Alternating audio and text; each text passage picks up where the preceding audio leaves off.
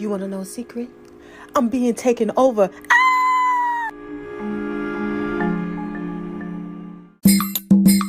Hey everybody, today is August 18th and today I have officially taken over Kicking It with Tina. Yes, she has given me full reign, so I'm taking over today. So to those who are interested in books and movie series, you might really like this segment. So I have a little hobby that I am into, and that is that I'm a really big Harry Potter fan. Yes, I know. It's a little bit cheesy, but I actually really like the imagery in the world of Harry Potter, as far as like the food that they create, from the creatures they create, as well as the rooms that the kids stay in. Like everything is like really, really cool. The way they came up with all this stuff. So that is why I like Harry Potter. Now the backstory on Harry Potter, for those who are not familiar with this story or the character, there's a gentleman, or I wouldn't say gentleman, but a guy by the name of Voldemort. He's the villain. He recruits for his cult, which is called the Death Eaters. He killed the mom, Harry's mom. He killed Harry's dad, and he attempted to kill Harry as well. By doing so, the spell backfired, and it kills him, leaving Harry with a scar. So Harry ends up being protected by the rarest spell, which is called love, or is love. So if you've ever been in love or felt in love, you know it hurts sometimes. You know that love can be a happy feeling. So this is basically what the parents left behind when they sacrificed themselves. They basically sacrificed everything in their power to protect their child. So from the time that he was, little, all up until he became older, he was always protected by this love spell. So nothing basically could harm him. So my backstory, as far as how I got into Harry Potter, believe it or not, was my little sister. She actually had the book. She had the figurine. The figurine that she had was called the Mirror of Erised.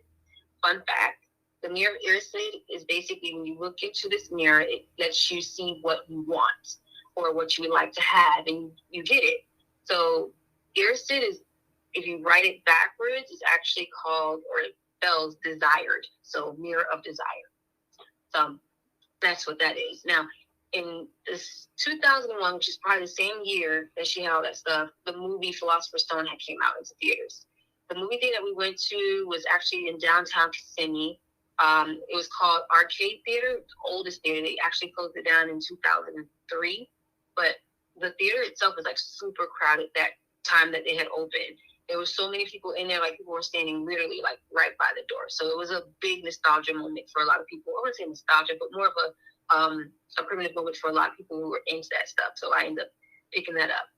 And I realized the book that my sister had was not the first book. It was actually called Goblet of Fire. So I literally had to read every single book from that point. So that's how I got into it. But as far as flash forward to now in 2016, they actually came out with a whole bunch of other series called Fantastic Beasts.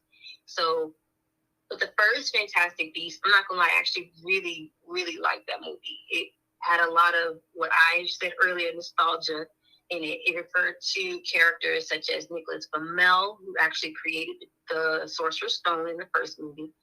A guy named Newt Scamander. Now, Newt Scamander was mentioned in the first book as well, but Fantastic Beasts series is actually him being the starring character. He wrote a book called Fantastic Beasts and Where to Find Them, and years later, the kids used his book in one of the classes called Care of Magical Creatures. So, fun fact there too.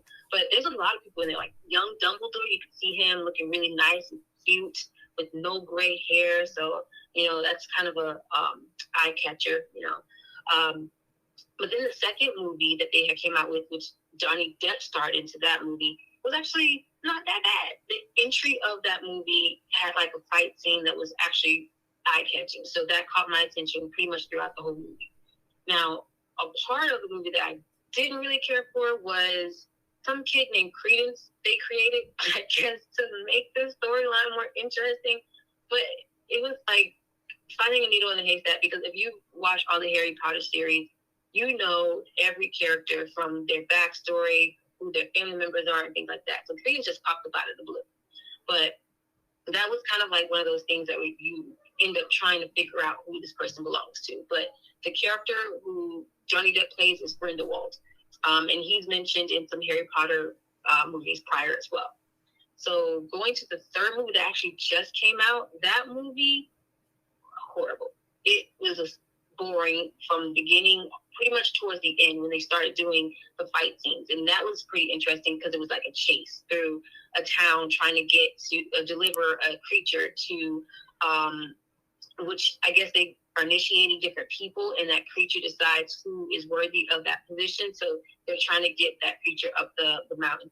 But the ending was really, really cool. It had some funny parts. It was interesting. But they switched out Johnny Depp's character for another character called Mads Mikkelsen. I mean, I've seen him in some stuff, but not 100% familiar with his work. But it was a drastic difference between the second movie and the third movie. So now that, the movie's over, they're supposed to be doing a fourth and fifth installment of the Fantastic Beasts series. We all know what Grindelwald is. And just for some who are not familiar, Grindelwald is a bad guy, just like Voldemort's a bad guy. But Voldemort, okay, my comparison for the two, think about it in modern age for some people who are not familiar with the storyline. Voldemort is more of a fighter. He will kill anyone who's in his way. So more like a Malcolm X. Like, I don't want to talk about it. I want to physically do something about it. And then you have Grindelwald, who is more of a smooth talker. He can get people to do what he wants them to do. He's more of a Martin Luther King. I know it's a bad comparison, but it kind of makes sense in how they are in this world that it's created. But like I said, it's weird that these two characters have different takes on the Grindelwald character itself. So I'm curious to know if they're going to bring Johnny Depp back for the fourth and fifth installment, or if they're going to probably keep Mads, because Mads is really good. I'm not gonna lie, I was impressed. I was thinking like everybody else was. Johnny Depp killed it in the second movie, but this dude did a really, really good job in the third one. He embodied the feel of Grindelwald. Like I said, smooth talker. He did everything he was supposed to do in order to get people to flock to him. He didn't have to do much of nothing. People just came to him. It was like seeing some person on a GQ movie and just, or in a really rom-com or something, and just kind of falling all over him. He's not that attractive dude, but the way he was able to talk and carry himself, he pretty much did his job. So I like that. So as of right now, even though they're supposed to be doing a fourth movie, they haven't green-lighted it as of yet. So I don't know, for anyone who is a Harry Potter fan who has seen all of the movies as well as the Fantastic Beasts movies, what do you think? Do you think that they should keep Johnny Depp as the original Grindelwald in this character, or should they keep Mads and just let him continue all, remaining installments? I think, personally, in my opinion, that they should just keep Mads. I mean, Johnny Depp went through his trial stuff. He did what he had to do to get, clear his name, but the role's gone. That's just my opinion. But it's been nice. I'm glad you guys can sit and listen to me and hear my story, my backstory. So to everyone, it's been nice. Have a good one. Bye. If you haven't heard about Anchor by Spotify, let me tell you, it's the easiest way to make a podcast with everything you need in just one place. With Anchor, you can record not just from your computer, but from your cell phone. You can have your podcast played on many different listening platforms such as Spotify, Apple Podcasts, and many more.